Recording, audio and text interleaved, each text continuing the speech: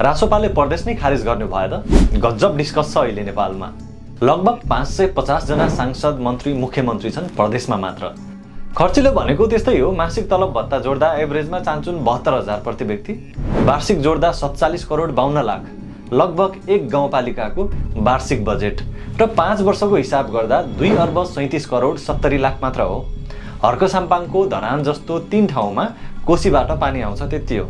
जबकि त्यस्तै पानीबाट हर्क उदाए र त्यही पानीको समस्या 20औं वर्षबाट जारी छ। बल्ल योपालि बालेन सरकारले बजेट छुट्यायो। अब जुन विषयमा बोल्दैछु यति बुझियो भने नेपालको राजनीतिक संरचना लगभग सबै बुझिन्छ। खालि बालेन, हर्क, रवि भन्ने जमातले चाहिँ नहेर्दा हुन्छ। गहिरो कुरा छोटो दिमागले बुझिन्न, साइड लाग्दा राम्रो हुन्छ। चुनावको समयमा बालेन शाह र रासोपाले प्रदेशलाई अझ बलियो बनाउने भाषा बोलेका थिए। काठमाडौँ पशुपति दर्शन गर्न जाने हो, अधिकार माग्ने होइन। तर